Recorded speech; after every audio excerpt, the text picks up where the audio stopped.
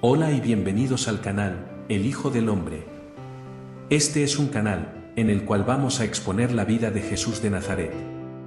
De manera cronológica, desde el inicio de su existencia como Hijo Creador paradisiaco, hasta su encarnación en la tierra.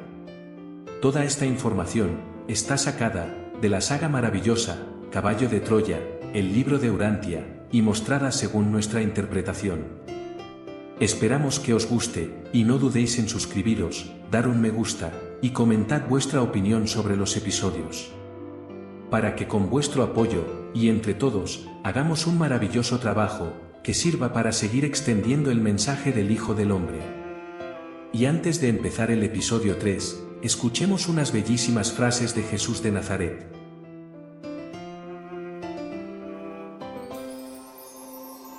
En una de las muchas conversaciones que Jesús mantuvo con los mensajeros del futuro, Jasón, uno de ellos, le pregunta sobre la búsqueda personal de la verdad y todo lo que ello significa. Y el maestro le contestó: ¿Y tú, embarcado en esta apasionante aventura, me lo preguntas? ¿Qué me dices de la alegría y de las emociones que conllevan vuestros descubrimientos? ¿No ha merecido la pena? Los descubrimientos intelectuales, amigo mío, constituyen siempre una aventura y un riesgo. Pero solo los audaces, los que obedecen a su propio yo, están capacitados para enfrentarse a ello. Solo esos, los auténticos buscadores de la verdad, saben explorar con resolución y sin miedo, las realidades de la experiencia religiosa personal. Tú mismo y tu hermano, estáis experimentando la suprema satisfacción del triunfo de la fe sobre las dudas intelectuales. Hay realidades que difícilmente podrán ser probadas por la ciencia o por las deducciones de la razón pura. Nadie puede concebir esas verdades, mientras permanezca en el reino de la experiencia humana. Cuando hayáis acabado aquí abajo, cuando completéis vuestro recorrido de prueba en la carne, cuando el polvo que forma el tabernáculo mortal sea devuelto a la tierra de donde procede, entonces, solo entonces, el espíritu que os habita retornará al Dios que os lo ha regalado, y vuestras preguntas quedarán plenamente satisfechas. En el episodio 2, nos quedamos en los consejos dados por Emmanuel de Salvintón antes de la donación de Jesús a nuestro planeta Tierra. En este episodio 3, vamos a saber cuál fue la elección del lugar de nacimiento de Jesús, quién eran los padres de este, y las apariciones de Gabriel a Isabel y a María. El lugar de nacimiento de Jesús. Después de estudiar un informe especial sobre el estado de los mundos aislados, preparado por los Melquisedecs, y con el asesoramiento de Gabriel, Miguel escogió finalmente la Tierra como planeta para efectuar su última donación. Gabriel visitó personalmente la Tierra. Como resultado de su estudio de los grupos humanos, y de su examen de las características espirituales, intelectuales, raciales y geográficas del mundo, y de sus pueblos, decidió que los hebreos poseían aquellas ventajas relativas que justificaban su elección como raza para la donación. Cuando Miguel aprobó esta decisión, Gabriel nombró y envió a la tierra la comisión familiar de los 12, con el encargo específico de investigar la vida familiar judía. Cuando esta comisión finalizó su tarea, Gabriel se encontraba en la tierra, y recibió el informe que designaba a 3 posibles parejas, que en opinión de la comisión, eran igualmente favorables como familias de donación, para la encarnación que Miguel tenía en proyecto. De las 3 parejas designadas, Gabriel escogió personalmente a José y María. De todas las parejas que vivían en Palestina, en la época para la que se había proyectado la donación de Miguel, José y María, poseían la combinación más ideal de vínculos raciales y de dotaciones de personalidad, superiores a la media. El plan de Miguel era aparecer en la tierra como un hombre ordinario, con un nacimiento natural, como el de cualquier ser humano, para que la gente común pudiera comprenderlo y recibirlo. Por eso Gabriel eligió a unas personas como José y María, para ser los padres de la donación. Los padres terrestres de Jesús. Las familias de José y de María eran muy instruidas para su tiempo.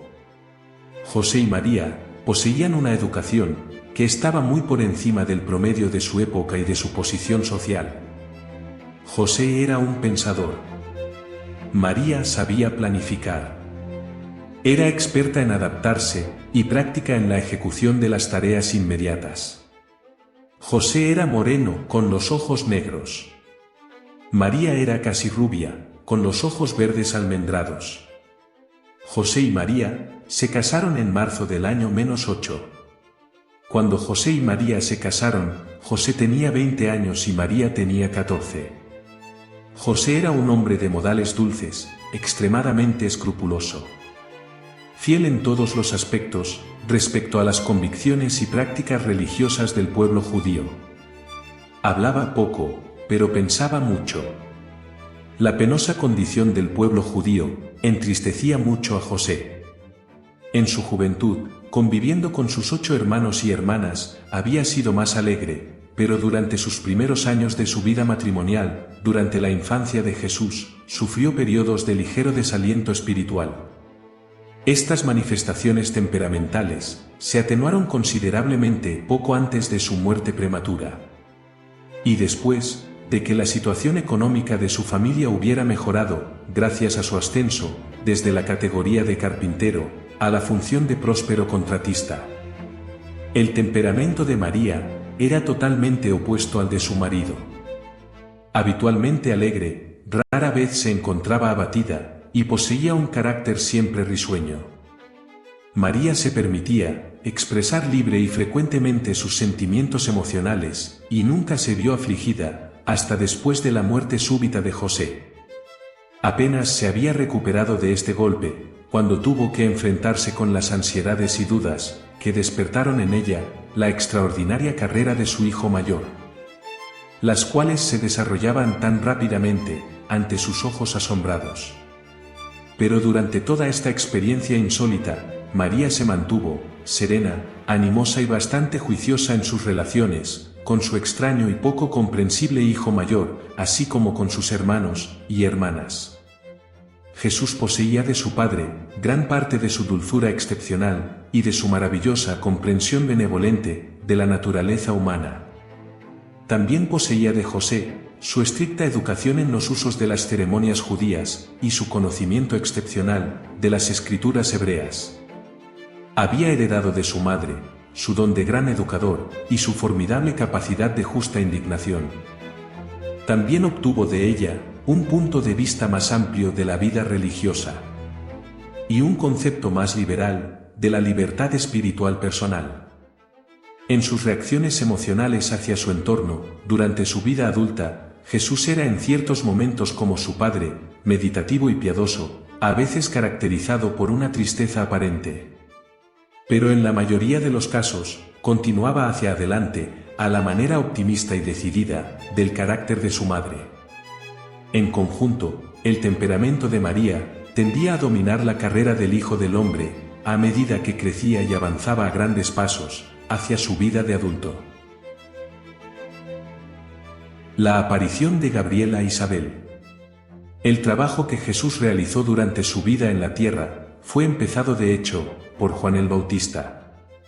Zacarías, el padre de Juan, pertenecía al clero judío, mientras que su madre, Isabel, era miembro de la rama más próspera del mismo gran grupo familiar al que también pertenecía María, la madre de Jesús.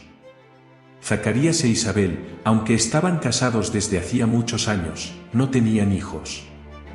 A finales del mes de junio del año -8, unos 3 meses después de que se casaran José y María, Gabriel se apareció a Isabel un día al mediodía.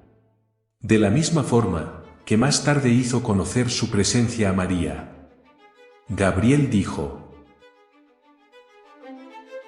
Mientras tu marido, Zacarías, oficia ante el altar en Jerusalén, y mientras el pueblo reunido ruega por la llegada de un libertador, yo, Gabriel, he venido para anunciarte que pronto darás a luz un hijo, que será el precursor de este Maestro divino. Llamarás a tu hijo Juan. Crecerá consagrado al Señor tu Dios, y cuando llegue a la madurez, alegrará tu corazón, porque llevará muchas almas hacia Dios, y proclamará también la venida del sanador de almas de tu pueblo, y libertador espiritual de toda la humanidad. Tu pariente María será la madre de este hijo de la promesa, y también me pareceré a ella. Esta visión asustó mucho a Isabel. Después de la partida de Gabriel, le dio muchas vueltas a esta experiencia en su cabeza, reflexionando largamente las palabras del majestuoso visitante. Pero no habló de esta revelación a nadie, salvo a su marido. Hasta que posteriormente conversó con María, a principios de febrero del año siguiente. Zacarías estaba totalmente perplejo ante la próxima maternidad de Isabel. Pero no puso en duda la integridad de su mujer, a pesar de su propia edad avanzada. No fue hasta unas 6 semanas antes del nacimiento de Juan, cuando Zacarías, a consecuencia de un sueño impresionante, se convenció por completo de que Isabel iba a ser la madre de un hijo del destino, el encargado de preparar el camino para la venida del Mesías. Entendiéndose la palabra Mesías como Hijo de Dios, y no como el Redentor del pueblo de Israel. Aunque ellos, por su cultura judía, lo entendieran como esta segunda forma de interpretación. Juan nació en la ciudad de Judá, el 25 de marzo del año -7. Zacarías e Isabel sintieron una gran alegría con la llegada de su hijo, tal y como Gabriel había prometido.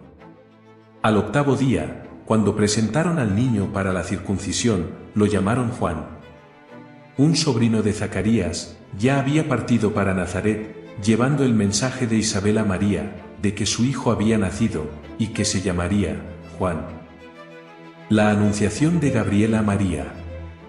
Cuando María y José llevaban casados 9 meses, Gabriel se apareció a María hacia mediados de noviembre del año -8, mientras ella estaba trabajando en su casa de Nazaret. Cierta tarde, al ponerse el sol, antes de que José hubiera regresado al hogar, Gabriel se apareció a María, al lado de una mesa baja de piedra. Después de que ella recobrara la serenidad, le dijo: Vengo por orden de aquel que es mi maestro, a quien tú amarás y alimentarás.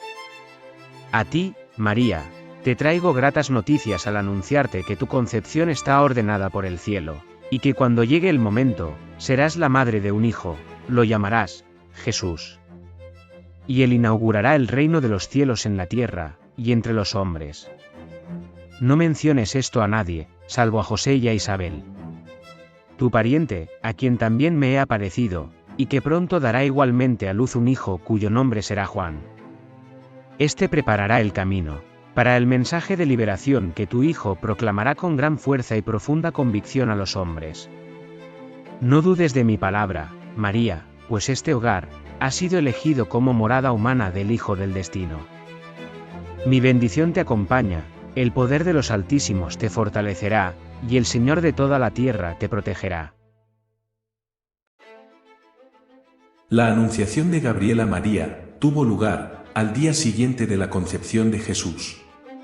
Y fue el único acontecimiento de naturaleza sobrenatural que se produjo en toda su experiencia de gestar y dar a luz al Hijo de la promesa.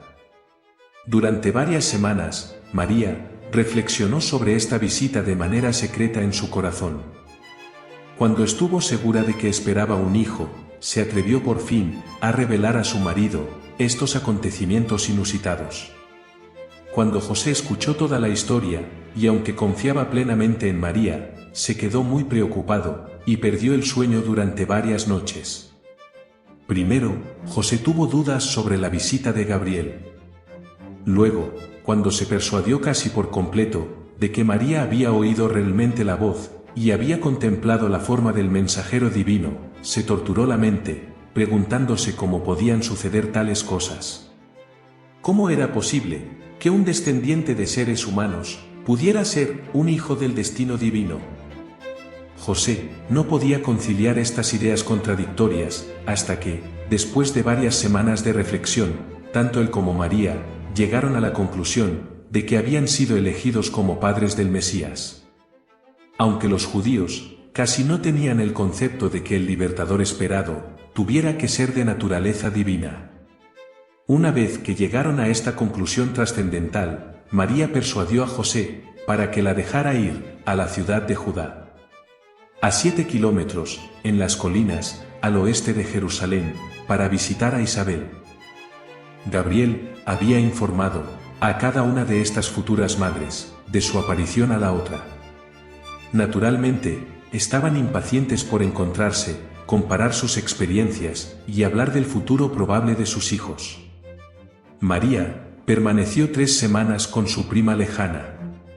Isabel contribuyó mucho a fortalecer la fe de María en la visión de Gabriel. De manera que, ésta regresó a su hogar más plenamente dedicada a la misión de ser la madre del Hijo del Destino, a quien muy pronto debería presentarse al mundo como un bebé indefenso, como un niño normal y común del planeta. A su regreso, María fue a visitar a sus padres, Joaquín y Ana. Sus 2 hermanos y sus 2 hermanas, así como sus padres, fueron siempre muy escépticos respecto a la misión divina de Jesús. Aunque por aquel entonces no sabían nada de la visita de Gabriel. María sí le confió a su hermana Salomé, que creía que su hijo estaba destinado a ser un gran maestro. José no aceptó la idea de que María iba a ser la madre de un hijo extraordinario, hasta después de haber experimentado un sueño bastante impresionante. En este sueño, se le apareció un brillante mensajero celestial, que le dijo: José, aparezco ante ti, por orden de aquel que ahora reina en las alturas. He recibido el mandato de informarte acerca del hijo que María va a tener, y que llegará a ser una gran luz en el mundo. En él estará la vida, y su vida se convertirá en la luz de la humanidad. Vendrá primero hacia su propio pueblo, pero ellos no lo recibirán. Pero a todos los que lo reciban, les revelará que son hijos de Dios. Después de esta experiencia, José no volvió a dudar nunca de la historia de María sobre la visita de Gabriel, ni de la promesa de que el niño por nacer sería un mensajero divino para el mundo. En todas estas visitas no se había dicho nada sobre la casa de David. Nunca se había insinuado nada de que Jesús fuera a convertirse en el libertador de los judíos, ni tampoco que debiera ser el tan esperado Mesías. Jesús no era el tipo de Mesías que los judíos esperaban. Pero sí era el libertador del mundo. Su misión era para todas las razas y para todos los pueblos, no para un grupo en particular. Si os ha gustado el episodio, no olviden suscribirse en el canal y darnos un me gusta, para ayudarnos a seguir con más vídeos. Y sobre todo, convertiros en mensajeros del Hijo del Hombre y compartidlo en vuestras redes sociales. Gracias por adelantado.